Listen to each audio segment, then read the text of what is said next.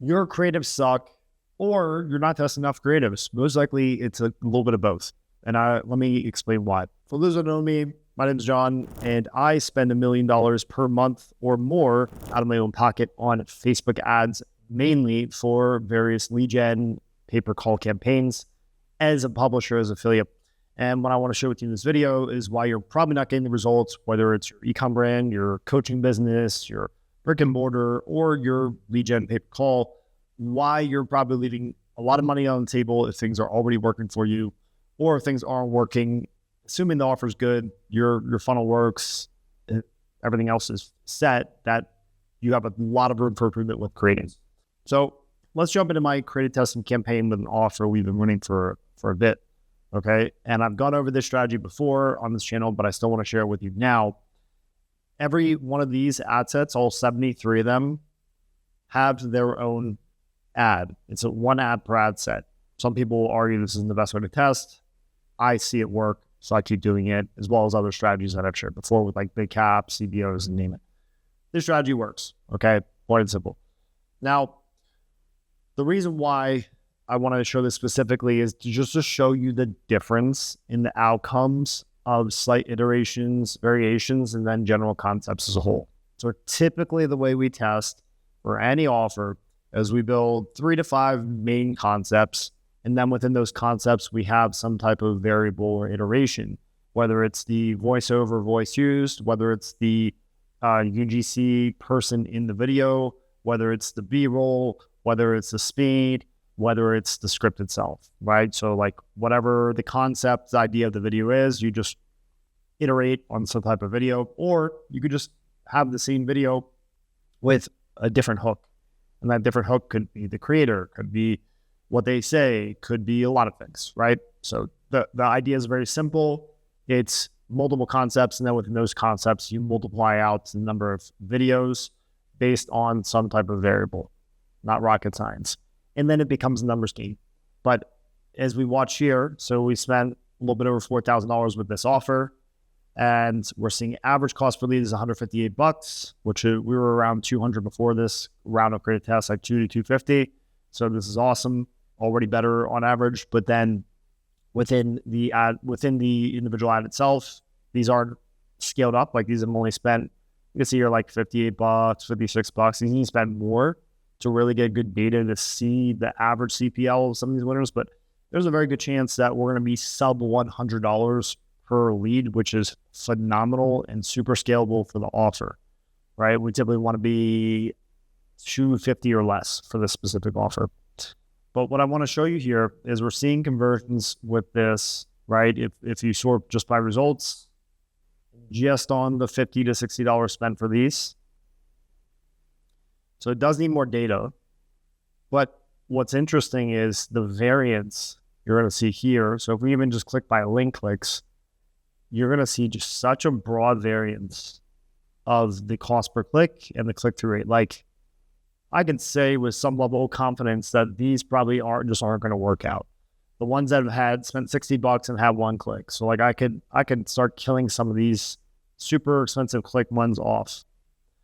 Almost always, like you're going to see, if you spend enough on an offer, every offer is going to have its own different baseline numbers, right?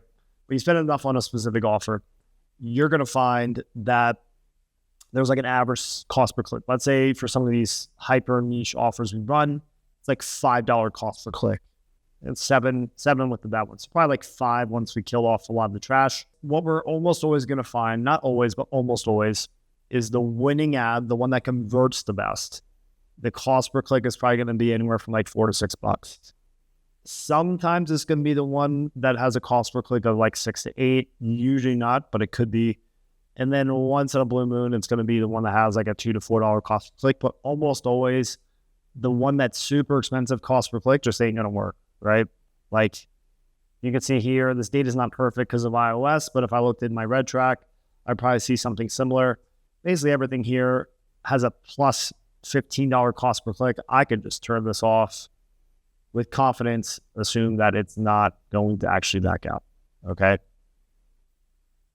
Well, the reason why I want to show you this as an example, like we do this multiple times per week, multiple times often per offer, depending on how aggressive we're scaling. But this is why iterations and concepts is so important when it comes to your testing, whether you're doing just Facebook or you're also doing Meta, if you're also doing YouTube. It's the same principle, same idea. It really doesn't matter the platform. The idea, and it's a principle-based idea, right? Iterations will give you different outcomes and allow you to crack and tap into something that has more scale, okay? So I want to just show you this live data for some we're actively doing so you can take the concept and apply it to yourself. But regardless of how you test, doesn't matter, big caps, cost caps, Audibin, you're going to see some similar type of outcome in some way. Maybe with big caps, it just like doesn't spend at all versus spending, and then you see the bad results that it produces, right? But what I want to really drive home for you here is to push you to create more iterations, variations of, yes, the same concept, something that's already proven and working, but also another one or two concepts and then break out from there as well. That's how we're able to test like 70, 100, 150 ads multiple times per week per offer, is because of stuff like this, right? And you're seeing it produces dramatically different outcomes, right? Like if I go by results, once again, you'll see here, not a ton of data. These may not convert much more better than these ones. For example, maybe we'll see like another lead come in for these, and then that's it for another $200 in ad spend. It's too early to tell, but generally you're going to see rarely does the super expensive cost per click actually get you a good cost per lead. And then what ultimately matters is just testing iterations and variations to find what does produce the best CPL, CPA, cost per call, whatever it is that you are measuring, right? So apply this idea. Like, this is honestly what it takes, in my opinion, today. If you're testing 3 to 5 ads a week and you're like mad that you're not getting results, well, this is your fault and you should be doing what I'm showing you here. If you're testing 3 to 5 ads and you are getting good results, just know that you're leaving a lot of money on the table, because you're probably paying like the $50 a lead, and then maybe if you just did a little bit more testing or consistent testing with some volume, like we're talking about here, some level of it, less or more, you may see you can cut down to $30 cost per purchase, cost per lead.